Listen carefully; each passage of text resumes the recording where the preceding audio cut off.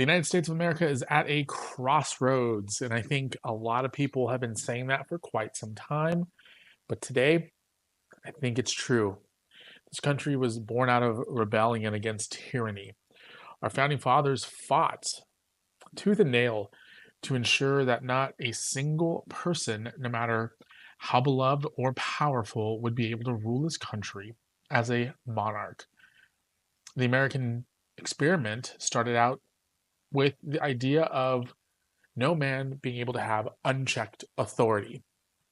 And here we are today, 2025, almost 250 years into the great American experiment.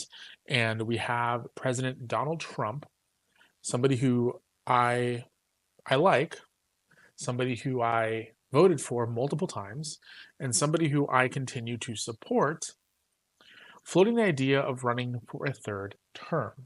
President Trump has been very vocal about the idea in his first term about being able to extend his run because of the Russia hoax, which at the time I said was not correct, was not constitutional, was not legal. And here we are today. And about a week and a half ago, I talked about Steve Bannon, his former former advisor and CEO of his campaign, floating the idea of a third term. And in the process, I made it pretty clear that I don't support President Trump running for a third term. While had it been legal and something that was approved in the past, I would vote for President Trump for a third term. Where we're at right now is not something that I would support. This isn't just a bad idea, it's a dangerous idea. It's un-American, and changing the Constitution to keep one man in power isn't just bending the rules, it's breaking them in a way that could unravel the very fabric of this nation, the very fabric of our republic. So with all that, I'm going to jump into this week's rant about why Donald Trump should not run, not only should he not run for a third term, but why he should drop the rhetoric of him running for a third term. This is the rant.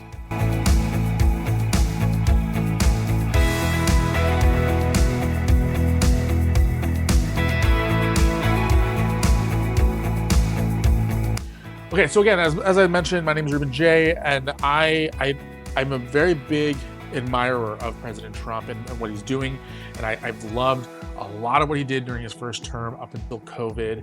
I love a lot of what he's doing now. I love the speed he's working with on Doge, the executive orders he's putting out. I agree with most, if not all of them. I think that President Trump is doing a great job for this country. However, the idea of President Trump entertaining a third term is a very dangerous one, like I mentioned a minute ago. And I truly believe that if President Trump was able to figure out a way to not only get people behind him on a third term, which I don't think people are actually supporting, but if President Trump was able to find a way to get enough support for him to get a third term, I think it'd be the end of the American experiment. This isn't about loyalty to Trump or any particular leader, and I will dive into one of the reasons why I think that it's a dangerous precedent to set about that particular portion of it. But it's about loyalty to our Constitution and to the republic that we have created over the last 200 and I believe 48 years since the inception of America. This isn't about Donald Trump being a good president, or Joe Biden being a good president, or George Bush being a good president, or Obama being a good president. This is about the foundation of this very country. And I know a lot of people, a lot of commentators like to say this is about the very foundation of our country. They make a very big deal about Donald Trump being an outlier to what the American norm has been, and that having that kind of a person, a business person who really has no respect for tradition and to a certain degree is a dangerous person to have in power. But I think this is a whole different argument when it comes to Trump and a potential third term. So let's get straight down to the facts. The 22nd Amendment, which was ratified in 1951 after Franklin D. Roosevelt served 4 terms, which the Roosevelt administration, the FDR administration, there was so much that happened in that set time, which I believe was about 13 years of an administration, that alone should be a perfect example of why we do not need to have a president serve more than 2 years. So much went wrong in that process, mainly the New Deal, which was supposed to be a lot of temporary uh, programs, became lifelong programs that to this day we need to claw back. But it was the presidential limits were set at that point. Why? Because even back then, Americans knew that too much power for too long is dangerous, especially consolidated power the way that that would work. It doesn't matter how popular or effective that leader is, being unchecked corrupts, and we just need to have checks and balances in place. Now, I'd be in favor of extending the presidential terms. Maybe instead of 4 years, they're 5 or 6 years, and you have a little bit longer term to really see policies work. Although I'm very thankful it's only a 4-year term with the last president that we just had. But the presidential term is definitely 4 years, 2 terms. I believe the most you can run for president, or the most you can be in office, is 10 years. So I got to do a little bit more research, but I believe it's 10 years, because if you inherit the presidency 2 years into an administration, then you have 2 consecutive runs that you could have. I believe that's the way I think it is. Steve Bannon recently told Chris Cuomo on News Nation that there is a path forward for President Trump to actually be able to seek a third term and be elected for a third term as president. Trump had hinted at it before, but recently told NBC News actually over the weekend that he's not joking about exploring ways to serve a third term. He even mentioned vague methods to achieve it. Now, I don't know what those methods really are, but let me tell you that any path forward, in my opinion, are not constitutional. The reason why I think they're not constitutional is because the 22nd Amendment, once again, makes it very clear that you can only serve for 2 terms. You can only be elected twice. Now, I think the key words are elected twice. Any attempt to bypass the 22nd Amendment, I genuinely believe, this isn't me being hyperbolic, this isn't me being dramatic or anything like that. I truly believe that bypassing the 22nd Amendment would throw this country into chaos. It would spark lawsuits. It would literally be a constitutional crisis. I think political unrest would be worse than what we saw in 2016. I think it'd be worse than what we saw during the BLM riots. I think it'd be the worst thing that has truly happened to this country.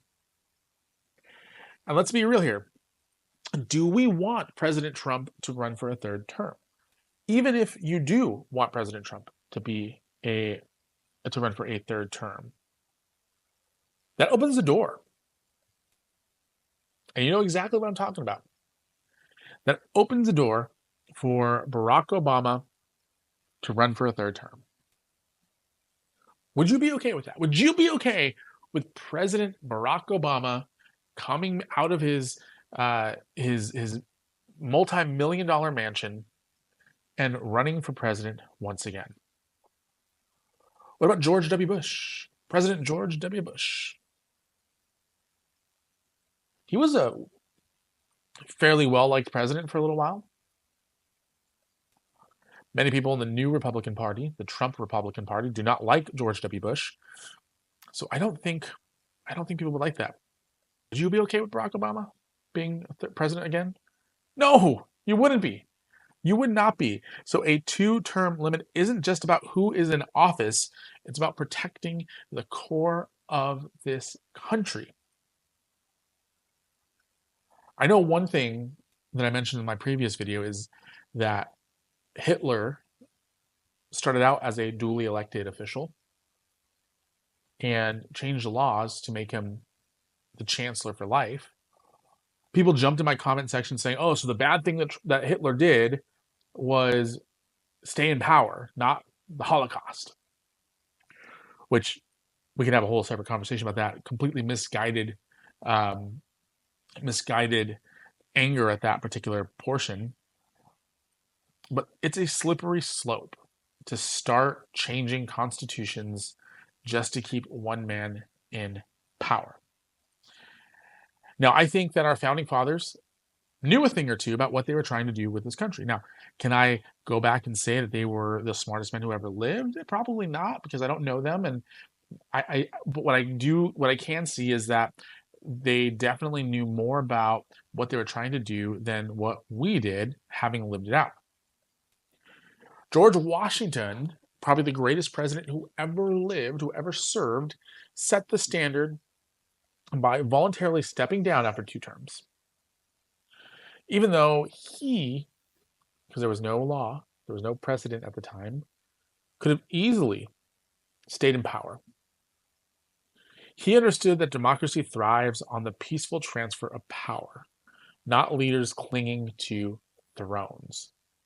Now, before you jump in and you say, what about January 6th? What about Donald Trump not conceding the 2020 election? Um, we have vastly different views of what happened on January 6th. I think January 6th was disgusting. I think that there was a lot of misdirected anger, but I also feel like the Biden administration and the Biden Justice Department handled the fallout of that extremely wrong. But let's go back to this whole idea of Washington stepping down voluntarily. Think about this. If Washington had decided to stay in office indefinitely, we wouldn't be talking about democracy today. We'd be living under an American monarchy. Let's not forget Thomas Jefferson's warning when he said that an elective despotism was not the government we fought for. These men didn't risk their lives and fortunes just so that future leaders could ignore their wisdom. Could you imagine if Thomas Jefferson and George Washington were still alive today? First of all, they'd be really old. But second of all, they would be sick to their stomachs looking at a sitting president not joking about seeking a third term when the precedent was set. Now, again, if the 22nd Amendment wasn't there, we'd be having a whole different conversation. It would be breaking the norms, which Trump has done. He has broken the norms before. He did not attend a inauguration. That's breaking the norm. Breaking the law and breaking the Constitution is a totally different thing. So don't get me wrong, though. I want to be very clear. I am one of President Trump's biggest supporters. I think he's done some incredible things, and I think he's revitalizing the economy slowly but surely by completely rejiggering it and realigning it. It's going to be a little bit of pain as we go through that, but I think that he's doing something here that could make standing up to China, border security, um, restoring American pride, uh, being doing something like this can totally override all the benefits that he's had so far. I mean, I think about this. Imagine having the lowest immigration numbers ever, or illegal immigration entry ever, being able to revitalize the economy and 401ks hitting record highs, and come January 2029, the only thing people are talking about is Donald Trump's failed attempt at a third term, and your entire legacy being completely ruined by attempting to go for a third term. Now, one of the reasons why I like the fact that Trump ran for a second term and won is now he has a chance to reconfigure his legacy. You know, if he had gone out with the January 6th thing being kind of the last big political play that he had, his legacy would have been ruined. His first administration, his first term would have been completely ruined. So one thing that I want to remind President Trump about is that the Constitution isn't optional; it's mandatory. It's a mandatory document. It's a mandatory set of rules that every American must abide by. Every politician must abide by. Respecting term limits doesn't diminish President Trump's legacy. It actually strengthens it. By stepping aside after his second term, he would cement his place as a leader who put America first, not his own ambitions. Now, here's what worries me the most. Like I mentioned earlier, today it's Trump. Tomorrow it can be somebody on the other side of the party. One of the things that I like to say is, well, I'll say it this way. Today it's Donald Trump. And say he succeeds. Like say he finds a way to stay in office. And then he stays in office again. And then he's finally defeated. Say by AOC. And AOC is able to win a second term. And then she's able to win a third term, fourth term. Or imagine somebody worse. Think Gavin Newsom. Think Kathy Hochul of New York. Think Ron DeSantis, for those of you who don't like Ron DeSantis. It's a scary thought. And it shouldn't just be because we like a certain presidential candidate or figure that we allow them to change the rules and change the trajectory of this entire country by changing the Constitution for them.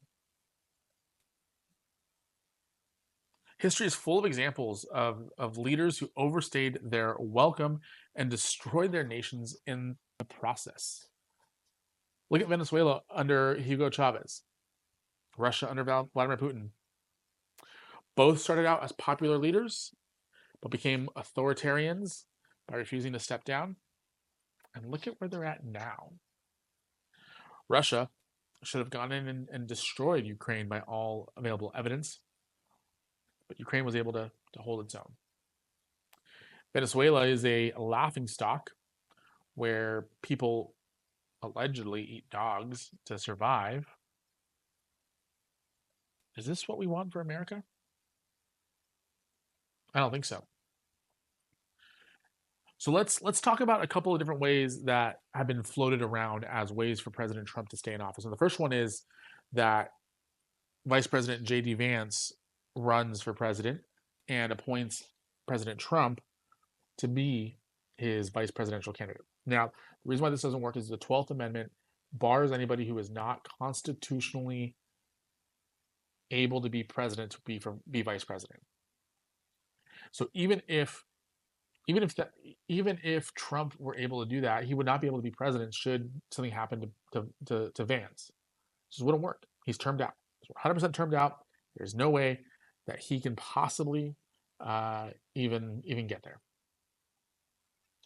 Now, there's been talk, and actually the most viable way that this could happen is that Trump just does it. Trump runs, he announces he's running, lawsuits ensue, and it gets to the Supreme Court, and the Supreme Court just lets him do it. Would it be the first time that the Supreme Court just lets a president do whatever they want, circa Obamacare? Would it be the first time that the court ruled in favor of a president that they agree with? So those two are the big kind of methods. I do not think that the Supreme Court would allow it. I think you have Justice Gorsuch, who has proven to be a kind of a thorn in Trump's side in the past. I think he would be a dissenter. Obviously, John Roberts would be a dissenter. Obviously, Sotomayor would be a dissenter. What's her name? Jackson would be a dissenter. Be interesting to see, though. Be interesting to see. So here's my message to President Trump and fellow conservatives. Let's focus on finishing strong. Let President Trump use his second term to solidify his policies and pave a way for new leaders who can not only carry his vision forward within the framework of our Constitution, but also allow his legacy to be cemented. We don't need to rewrite the rules. We need to follow the rules. Now, this is directly to my fellow Trump supporters. Loving your country, which many of us claim to do, means loving its principles, its constitutions, its laws, more than any one person, even if that person is President Donald J. Trump. True patriotism is about defending the Constitution at all costs, because without it, there is no America. I'll say that again. True patriotism is about defending our Constitution at all costs, because without the Constitution, there is no America. So with all due respect to President Trump, don't do this. Just stop. We don't need to be distracted. We don't need to be sidelined. We don't need this right now. Nor do we ever need it. Really, let's be real about that. President Trump, you're doing important work.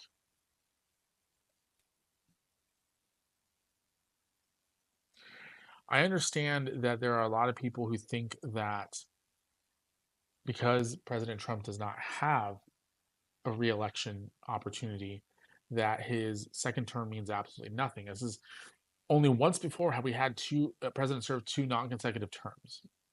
So in theory, this is the only time in American history that we've had a legitimate lame duck presidency. And by that, I mean somebody who for sure doesn't have a second term or another term coming up, not because they aren't running for re-election, but because they can't. He is somebody who started his term as a lame duck president and then will end it as a lame duck president. There's some believers who believe that, or there's some supporters that believe that if Trump continues to talk like he's an authoritarian or continue to talk like he can run for a third term, that it would help him get things done. It would help keep people engaged. But I don't think so. I think that it's going to hurt Trump's focus. I think the fact that he doesn't have to campaign anymore is going to help him more than it hurts him. He can still go out and do rallies. Doesn't need to be running for anything to do that. As President Trump, I ask you, don't risk your legacy by pursuing something that doesn't benefit America, but also goes against everything that America stands for. Step aside after your second term. And actually, I would say, not only are you going to step aside, I would come out now and say, hey, you know what? I am actually joking about running for a third term. I vow today not to even push the issue because I think that would help you stay focused. At the end of the day, America doesn't need kings. It needs patriots who value liberty above power. So let's honor our founding fathers' vision and ensure that democracy, or the republic that we live in, not monarchy, remains at the heart of this great nation. President Trump, I truly hope you do the right thing by addressing the nation and saying that you're not going to run for a third term. And even if you disagree with me, leave me a comment down below. Let me know what your thoughts are. Do you want President Trump to run for a third term? Do you want to destroy the Constitution? Or are you, like me, somebody who voted for Trump, thinks that he needs to step aside at the end of this term? Let me know. Do you hate Donald Trump? Let me know. Let's have a conversation. And while you're at it, make sure to like this video and subscribe to this channel because we are doing a lot more great stuff as we go on. A couple of quick things to hit. I'm going to do a video in the next week or so about Elon Musk selling his own company to himself, the potential of him stepping out of Doge, and I think I'm going to do some more videos on Gavin Newsom. So make sure to subscribe. My name is Ruben Jay, and this has been your Rant.